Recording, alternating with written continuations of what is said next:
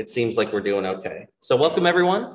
I appreciate you guys joining us for another one of our wonderful Native Plant Society meetings. I have just a few announcements to get through before we get to our presenter this evening. Hopefully you guys are subscribed to our newsletter. If not, a quick flash of some of the upcoming events with us. If you're not subscribed, you can either email us at info@Pinellas Native Plants and we'll get you on our newsletter list. Or there's a sign up on our website. So you should definitely go and be there. Want to welcome our new members joining us. We had some issues getting the membership for September. So we're going to show both of the membership for September and October this month. Wonderful picture, seasonal picture of our scarlet hibiscus. If you guys don't know what that is, Hibiscus coccineus. Wonderful plant and wonderful people that are adorned on this slide by that plant. So thank you everyone that has joined us since. Once again, I just want to throw out our conservation committee. As many people as we can get involved, we would love to have you as a part of it. Right now we're working on our wildlife corridor project. Just to give you a little bit of an update, last meeting, so I guess I'll give you some background. The whole idea of that wildlife corridor project is to connect the three major preserves within Pinellas County, which is Boyd Hill, Wheaton Island, and Brooker Creek Preserve. And the whole idea is that you're planting native plants, you're creating a corridor for wildlife to move up and down. So the last meeting, we discussed a couple of new ways to promote native plants to developers in St. Pete, working a couple of connections that we have there. Started working on compiling a list of partners and existing and future native plant projects in the county. And we're also starting to work with Safety Harbor's pollinator pathway as a resource, sort of a guiding principle for this project. So if anyone is interested in joining that project, send us an email at conservation@pinellasnativeplants.org and we can get you in on the next meeting. And that meeting is Tuesday, the 15th at 7 p.m. and that's on Zoom. So if you're interested, please come join us. We're making some cool progress. We've got a lot of really passionate people on that project and we would love to have a couple more. So I will just touch on the field trip this week. This weekend is to the wonderful Pinellas Point Park, and I know that we'll hear plenty more about that today. That's 9 to 11. Please RSVP. The link is in our newsletter as always, but it is also on our website. The calendar of our events, it's on there. So if you guys are interested, please RSVP, and we hope to see you guys out there. So without further ado, I'll go through my little bio and then I'll have to go and set up my thing. So today's presentation is the restoration of Pinellas Point Park by Ray Wunderlich. Pinellas Point Park is a 15-acre grassy expanse at the southernmost extremity of Pinellas County, operated by the City of St. Pete Parks. Before European contact, this park was the site for indigenous peoples' communities. It contains remnants of their existence still.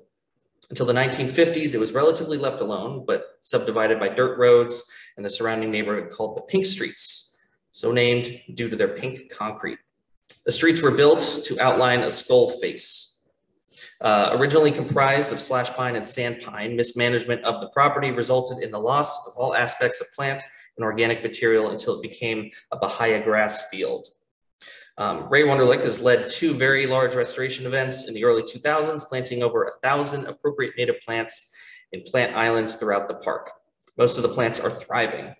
And now we will have Ray discuss the restoration projects and the lessons learned. Thank you. All right.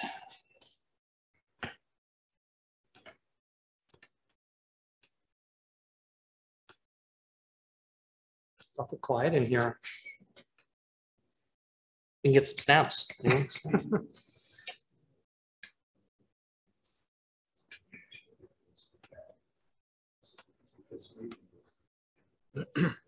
All right, there we go. I will give you that. All right. And I will set you up for out there.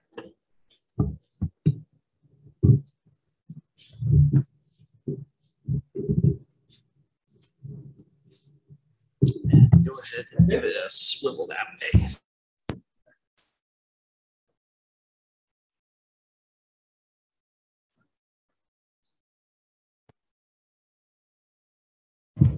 Alrighty. Great, Ron. Thank you for inviting me today. It's been about 10 years since I've been here and been a participant and/or in the audience for FNPS.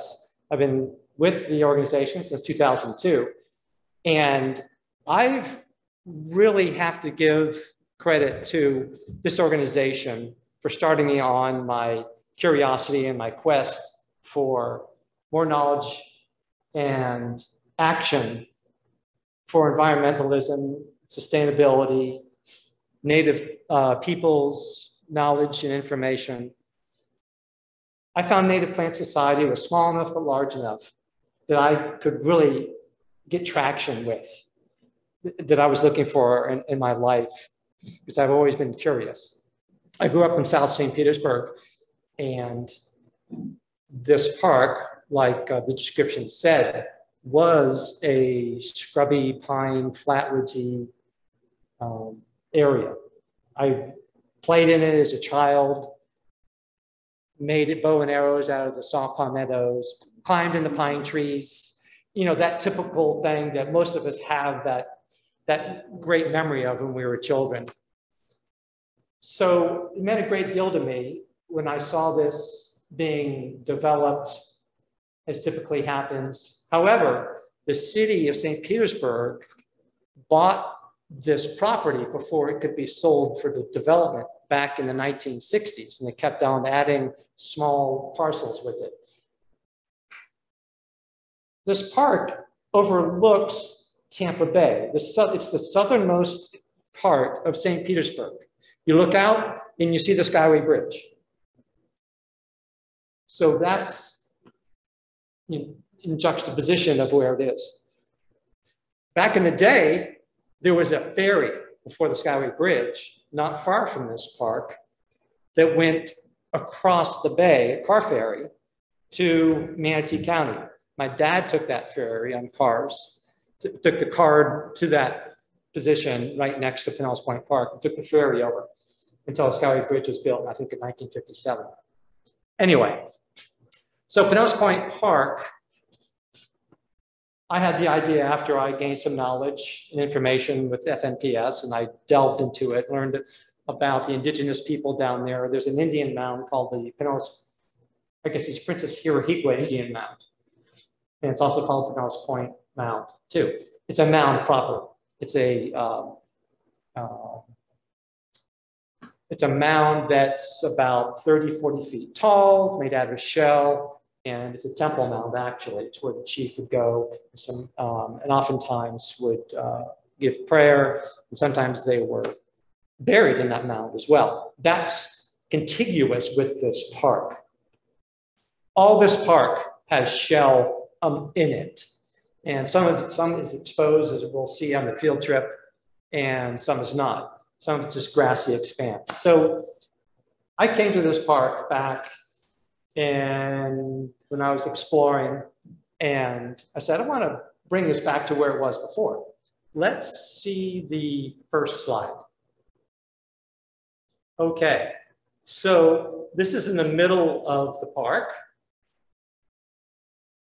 This is on the right-hand side, it's before, it's all Brazilian pepper. And then I was negotiating with the city of St. Petersburg saying, look, can you do this? Because I have $10,000 that I got in grant money from the Tampa Bay Estuary Program to restore part of this park. So they said, yeah, they were very cooperative, they were very good, they understood what I was trying to do. And if you have this idea and you have some backing, people in the municipalities will listen to you. It also was good because I knew the area and I knew the history of the area, and I know people within the city. So it's good to know and good to have friends too. So on the right-hand side, it's pure Brazilian pepper. On the left, it's them taking it out, a little bit through it. That gained about maybe 5%. This is, remember this slide, this is the most before and after uh, you'll see what it after looks like. Okay, next slide, please. This is that area again from a slightly different angle. You can see they're gradually clearing it out, and it's just a sandy type of underlayment there. And okay, next slide. This is that area again. There's a sable palm there and a reclinata palm there on the left next to the sable palm. That, I believe, was coming over from a home that's there. There's this home that was built in the 20s there. Actually, they have riparian water rights into the water into Tampa Bay. It's been there so long. They've been grandfathered in. You may see there's a home behind there on the left. Okay, another slide. Okay. Okay. That's it pretty much on the right. It's been cleared. That's another before on the left. This is another area within the park as well. Brazilian pepper primarily was probably 90% of the before. Since I've been with Native Plant Society, I don't think I've ever seen this long afterwards after a restoration. When I think Pam contacted me about giving this presentation, I was thinking, I don't think I've ever been to a restoration 20 years later, or about 20 years later, to see what it was like. So it's been wonderful. Okay. This is during the planting. You can see these are 1 gallon, 3 gallon size. They are South Florida slash pine, variety densa, most of them. And you see the water, the mangroves. The citizens that live nearby clear the mangroves illegally, consistently, for the view. This is during planting day. Again, we had $10,000 to work with through the Tampa Bay Estuary Program. So we used that money to buy plants, and they gave me 2 years to use it. We had incredible number of people out this first in 2004. We had 2 plantings, 2004 and 2006. First planting, we should see a show of hands. How many have been to a planting day, planted native plants in a, okay, how many people were at that volunteer planting day? 10, 15? Okay. I had 150 people at this first planting day. There were busloads. This one car came full of high school girls. They were stacked like a Dagwood sandwich on top of each other in this van. And they were there were probably 8 people in this one little car. I always remember them sandwiching out. Anyway, we had 148 people during this planting day. It was a wonderful, wonderful thing. And here you see all ages and sizes and abilities that we have planting. I gave instruction in the beginning of it, which you always have to do. Also, afterwards, you need to go and look and see how they were planted, and we have to replant some of them, and whatnot. So you can see some of the saw palmetto that's there as well. And okay. What I also did was I took inventory of the plants that I remembered as a child living there. I also took inventory of wild places nearby in the plant inventory, the plant palette that was growing naturally. And there are some red cedars. As you can see, there's a red cedar, southern red cedar on the left there. Saw palmetto, South Florida slash pine. This is that one area again, okay? This is the water truck that the city of St. Petersburg provided. They watered a couple of times a week. I also watered personally. I took out 5-gallon buckets in the back of my car, put them in the trunk, and watered ones that they couldn't have access to. And that's what you have to do. You have to go back and make sure that everything's getting watered consistently. Okay, remember the size of these plants. They're 1 foot, 2 feet high, 1 gallon mostly, some 3 gallon, okay?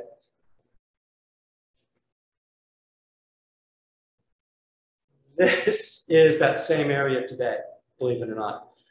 Those South Florida / pine trees are about 40 feet tall. Saw palmettos, you can see they're taller than I am.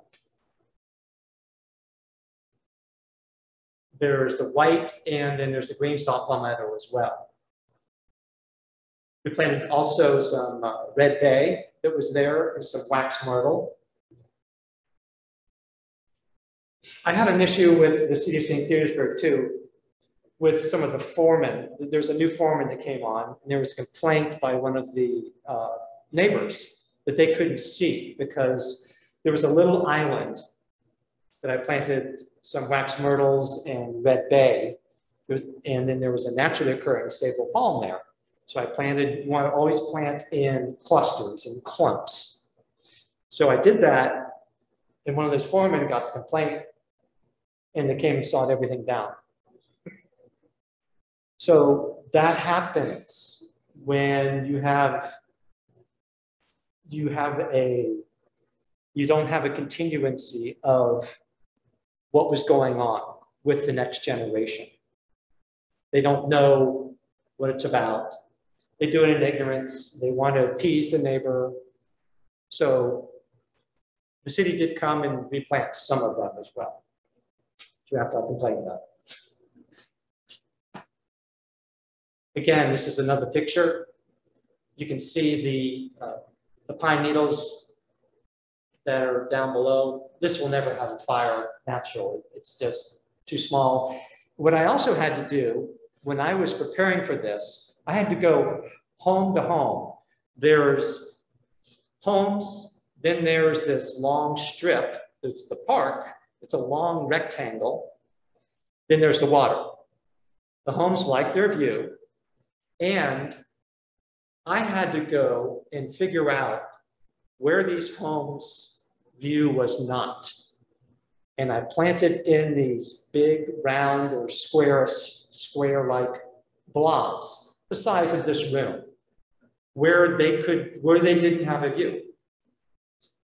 So I had to get that okay with the city, get that okay and signed by each person that lives next to the park as well. They have to get their sign off on it. It was a long and laborious situation, and they had to explain it all to these people. And then, then they sell their house, maybe a couple years later, then there's the view problem. And so it was an interesting experience. Right. Yes? What year were the after pictures taken? I mean, That, early. 3-4 months ago. Okay, so it's recent. So Yeah, spring. So it's how many years after the plan? We had one in 2004 and 2006. So this is probably So almost 20 years. Like 18. Yeah. Okay. Mm-hmm. There was one gopher tortoise that still lived there. Saw palmetto, pine, and that's a red bay on the left poking out there. The city does not have the knowledge base to manage this appropriately. County usually does. It's nature of the municipalities generally. They don't know, their foreman doesn't know, most people don't know native plants. So it's okay, and there's habitat and the birds are there. There's one gopher tortoise, I believe, is still there. But they mow under it, sometimes, and they lift the limbs up that may be growing. There's laurel oaks that have come in that need to be cut down, as well as we'll see on the field trip. So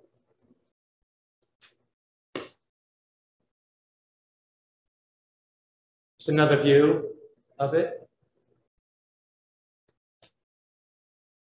This is another part of the park in the before. See the big grassy expanse? When I was a child, this was full of longleaf pine and South Florida slash pine and saw palmetto. And when they redid the pink streets are concrete streets that are pink. They redid them back in the late 80s. The city parked all of their equipment in this park, under trees, over saw palmettos, and killed a lot of them. So that's why it's just this big grassy expanse. Was. The kill area on the left, the city did come in and I told them where the planting was going to go. And then they killed the grass there, which was a good thing. This is another, I'm not sure. This is 2004. And you can see again, we have 1 and 3 gallon plants. They're planting some down by the water there. We planted some buttonwood, some green buttonwood, donated by Lauren Westenberger. Anyone here, Lauren Westenberger? He's been dead about 12 years or so. He's Mr. Pine Tree. He had the theme of 10,000 pines for Pinellas. And I've always remembered that. He gave me a champion green buttonwood tree to plant down there. It's doing very well. He had it cloned. That's not the right word. He grafted it. Yes, he grafted it and grafted it up, maybe 100 of them. He gave me one this time. It's another, invariably, you're going to get the behind shots of people when you're taking pictures. Again, you can see the example of we try to find, we have a base and we plant around it with the sable palms and we go out from there. See a lot of young people, which was wonderful. If they have this experience, hopefully they go down there or they will go down there sometime. We have refreshments. We have the city council person at the time, Jamie Bennett, that came out and gave a talk. He gave me Sunshine Ambassador Award, I believe, for the city of St. Petersburg for this effort. My dad was there, neighbors. It's a great community effort. That's that area that we were just looking at now. That's a maple on the right, in the right, not all the way to the right. I think all the way to the right is a cypress. No, it's not a cypress. I never planted cypress. Cypress were not native, indigenous to the southern part of Pinellas County. There's no record of them being south of Ulmerton. No stumps, no logging that I could ever see. I've asked some of the experts too. So I don't plant them, but this is that area again.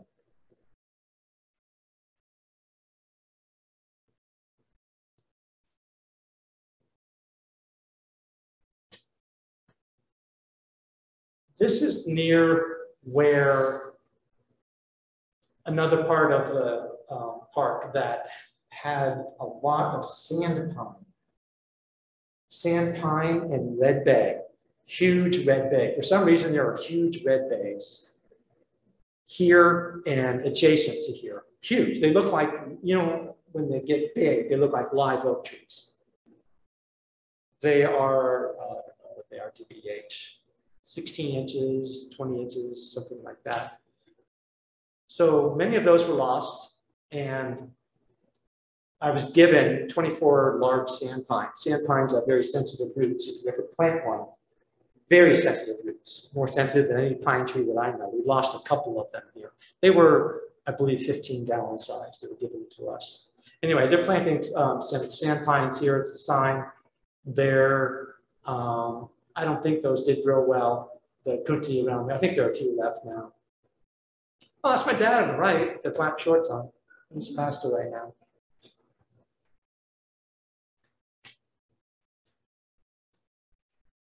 This is my ex-wife with the orange hat on. She helped out. She was great at this. This is the first planting, I believe. Again, the city came out and herbicided the grass to give us a good head start.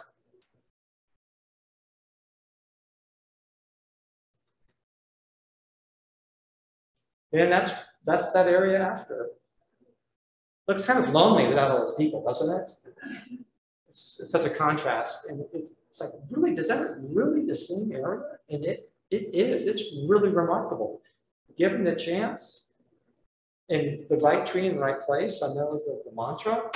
They will just go. Very cute picture. These two little girls planting.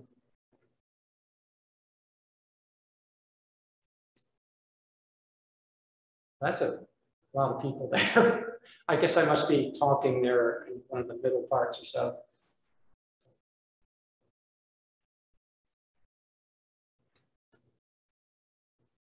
And that's the after picture. I sourced my materials. I tried to get them from local areas as much as possible, to the local wholesalers. Some of them they brought some magnolias, which are not appropriate for this area. They got that mixed up with the red bay, and so you have to watch what they bring you too. You have to double check the inventory when they bring it in on the truck and whatnot. This is an area that is an Indian mouth. See how you can kind of tell it's a little bit round there? That's reclinata there on the left, I believe, sable palm on the right. I planted a red bay in there and some beauty berry next to the sable palm. I think the city took out the reclinata as I was doing. So you can see the shells a little bit on the right-hand side under the sable palm. The water is right behind there in the mangroves. Those mangroves were not there until the 1980s. It was just a beach, nothing there. However, this is something interesting. When I was a child, there were driftwood trees. There were trees. I'm not sure what they were. Maybe they were oak trees. Maybe they were old red, black, and white mangroves that had died during the freeze back in the early 60s, mid 60s. They were just unliving trees, but they were erect. You know how driftwood is that white bleached look? They were trees that were that. They're all along where the mangroves are now. One of my neighbors came by with his chainsaw and saw them all down and used to fire it. That's what you could do back then. If you have any questions, you can go on. Please, just raise your hand and just let me know.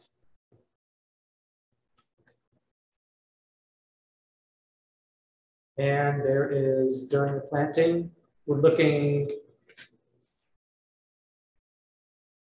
northwest, I believe, with this picture. There's the city. You have to, gotta have the water there consistently. And the city was all in on this. Just curious, you said the city helped by pulling the grass. Yes. I'm just curious how that happens, how they kill it, and then it's good for you to plant in the same area. Where did they kill it like that? Well, they just use the usual suspects. They round up. Did you have to wait a year? Oh yeah, we did. Yeah, it's. I'm not sure what its half-life is. A month or so, something like that. Yes. Yeah. We didn't plant it immediately by any means, and that doesn't affect the growth of the tree after a while. It works on topically, it works foliar. So it should not affect the roots, even if there was some depth in the soil. So it gives them a chance for these little guys to grow up without having the weeds and the grass grow up in them and blocking some of the sun.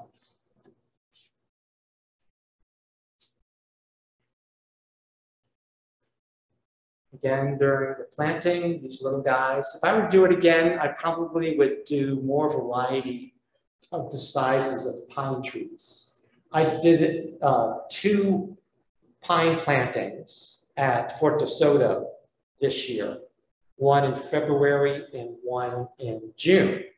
We planted about 250 pine trees at Fort DeSoto, a spoil area that they want to create. This area was very interesting. Back in the 1940s, it was a lagoon, and it's been accreting or building sand there since that time. So it's never been pine flatwoods or anything, but they've used it as a dumping site the county has in the area. But not anymore. They want to restore part of it. In come myself, they want to plant pine trees, and we plant all these. We have a great work day, and counties. This is the county, not the city. So we plant 240, and then a couple months later, we do another planting of about 150 adjacent to that same area. And fortunately, they were in the ground long enough before Ian came. A couple of them were blown to the 45-degree angles, but everything was fine. You know, I just stayed them up there a bit. So there we had 1 gallon, 3 gallon, no, we had 3 gallon, 7 gallon, and 15 gallon pine trees to mimic a pine forest where you don't have all the same, you know, age treatment. Right.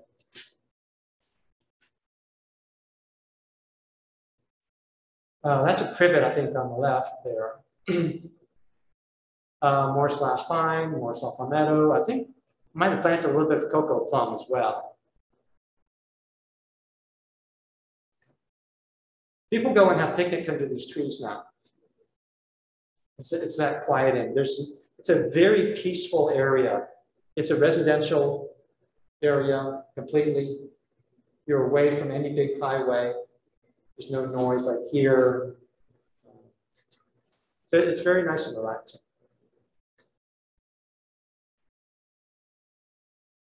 That's good. All right. So I didn't delineate what was 2004 and what was 2006. We planted about, I don't know what it was, 700, 800, 900 trees and shrubs, that kind of thing. Most of them, I would say about 60, 70% were still alive and going. So we planted probably about 800 plants in those 2 plantings.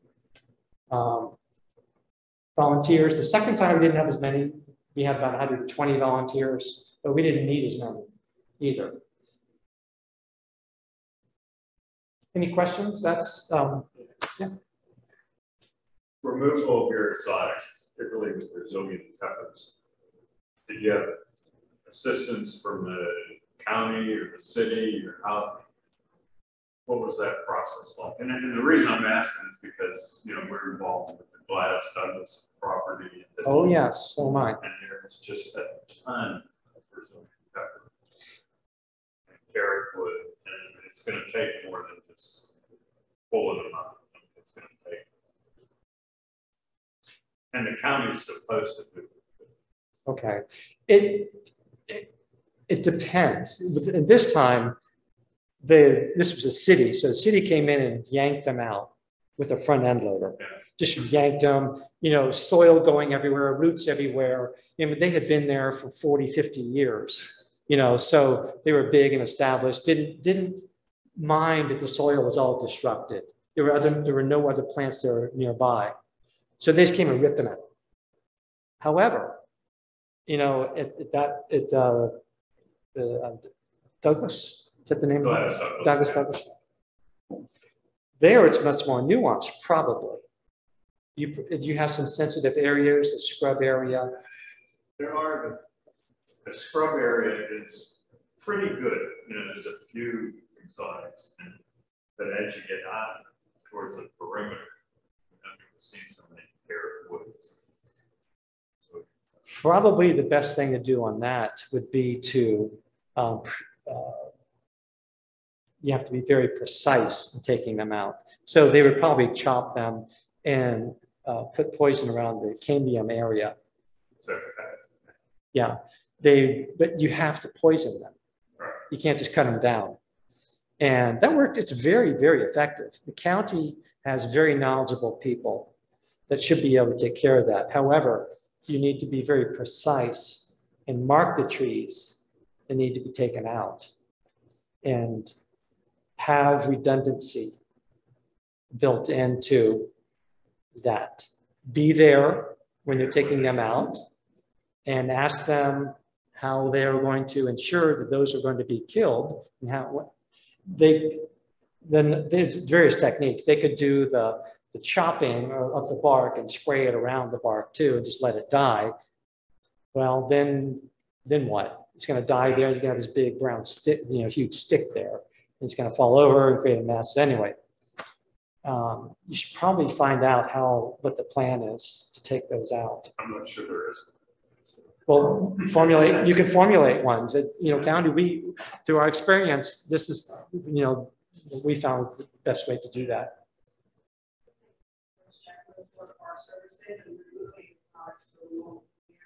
Yeah,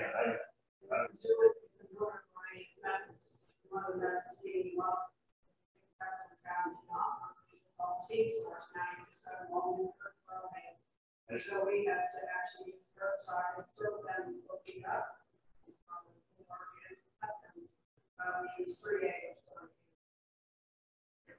I do it out of honeymoon. I spray for exotics. Oh. And we use garlic on them. Yep. But we don't cut them down. We just do a basic spray. They die. Yeah. Well, your resources are limited. Right. And you do what you have to do to kill them. And you're right. You have to watch that seed source, especially around this time of year, around Christmas time. My dad. Are we good on time? My dad used to sell them in a street corner during the Depression in Central Avenue in St. Petersburg for a nickel. Brazilian pepper vines, because they're holly. They're Florida holly. Yeah. And he'd make a circle when he'd go out, That was my first. Yep. Mm-hmm. Any other comments or questions or? Oh, okay. So Gene asks, were the different areas planted at different times? Were they all 60% of them were planted in 2004. But a year and a half, 2 years later, the other 40% were planted. Was that across like multiple days or was this? No, 1 day. 1 day each time. Yep. We had, blitzkrieg on each day. 150 people of the first one, and then 120 or 30 the second planting. She also had another question. She asks, have other native plants other than what you planted started to show up? Oaks is what usually happens. The city also mows under some of those trees, and they have a anathema to understory from what I found. They don't appreciate understory. They think it's the boogeyman's going to be there. But that's where a lot of habitat is as well. So I always try to put an understory wherever I am, whatever I try to do. So, any other questions online? I had one thing, but is there any sort of estimated percentage of success with any of these restoration plantings? Or I think you mentioned something like 60% or 70% success rate. Was there any sort of number that you were trying to achieve? Yes, I always go for the gold. I did it as an athlete, and I do it in my restoration. I do a lot of urban gardening and sustainability and teaching around the city of St. Petersburg as well. So I always go for the gold. And so I always go for 100%. Some things are out of your control, like a foreman and his crew that come in there and they want to lift the tree up or mow underneath it. So we have no pines coming up underneath. The thick layer of needles is under it. And so that way no, we don't have anything but, those oaks because they're planted all up by the squirrels and they'll grow anywhere as well. So? Curious because of your knowledge. When we're traveling up and down 75 now, especially, we see all the plantings that are being done, which almost ways and better than nothing. Yep. But is the Department of Transportation doing an okay job? Native, where, I mean, it's not. That's a good question. And it's a concern. A good friend of mine, his name's Will Moriarty. He worked for the DOT for 25 years. Almost every native planting along 275 and 75 was his doing, was his influence. He has left them a couple of years ago, and now some of that emphasis is not there anymore. But it is evidence that one person can make a difference. One person can make a tremendous difference because he was a very knowledgeable man and very insightful and able to communicate the message to his superiors. He got the money for that. He also is responsible for the Gandhi. About 10 or 12 years ago, there was a huge Gandhi along the Gandhi Bridge and restoration along the Tampa Bay. All the Brazilian peppers were taken out. He got $1 million from the DOT to do that. And he did a magnificent job there. Unfortunately, DOT has not maintained it. There's Brazilian peppers coming up. However, a lot of it is still there. And that is Will's doing. So it's nice to see that in the Skyway Bridge rest area. That was his responsibility too. Those native plants were Will's doing. So it is good to see, especially the cocoa plant. It does exceptionally well on those sides. But again, it takes maintenance. Even native plants, as you know, it takes maintenance. To keep them looking viable and healthy. Did I answer your question? Yes, I appreciate that. Was there any way that general public can influence anybody at the top? Can they get filtered down, or does it sound like from what you're saying, unless there's somebody locally that's going to be promoting, that it just kind of then falls by the wayside? I mean, along 275, you mean? Well, or just the Department of Transportation in Florida, for instance, state law. the city. Responsible for much. The city does maintain the city of St. Petersburg at least maintains along those areas. It's their responsibility to maintain them. Oh, really? Yes, they have a choice as well in what they plant.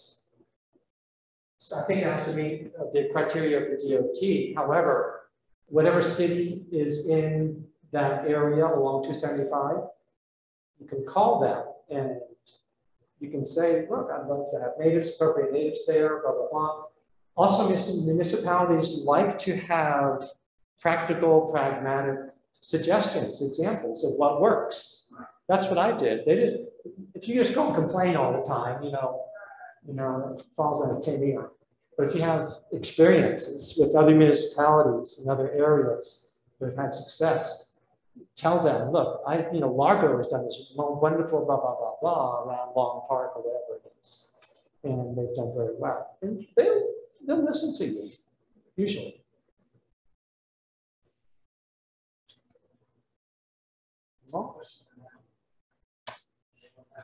Other questions? Do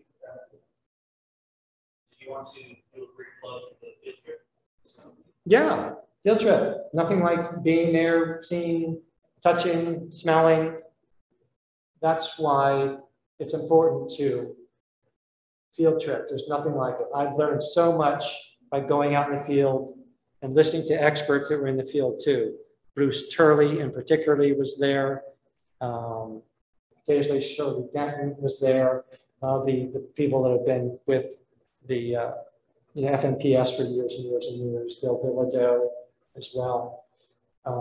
So I urge you to go out in the field all the time, because there's associations and relationships that occur there that you can't grasp in a building. Doing this is very important as well. So anyway, this Saturday at 9 a.m.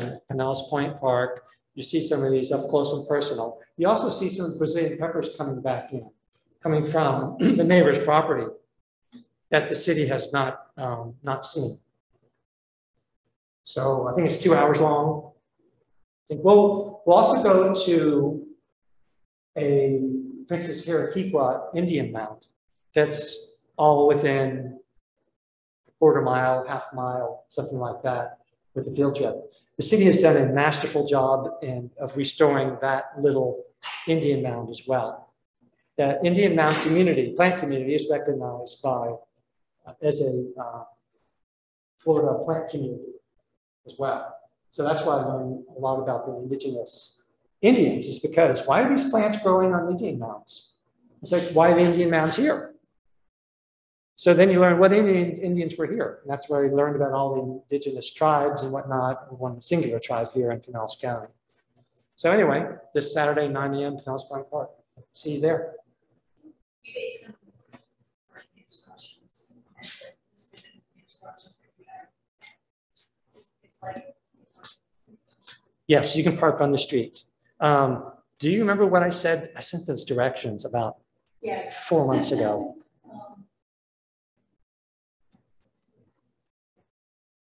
I can, yeah, I'll send it. Okay, send it. But I just remember there's parking instructions. I've looked for that. I couldn't find it in my email to you. So please send it back to me and I will reiterate that. Doesn't look like we're going to, have what, maybe 15 people? Something like that? Okay, there's going to be plenty of space. Park all along residential. Well, some parts you can't, but most parts you can.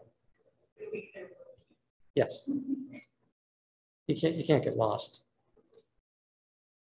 All right. Well, thank you all very much for coming out tonight, and for you guys on the Zoomer, thank you for tuning in, and hope I made some sense.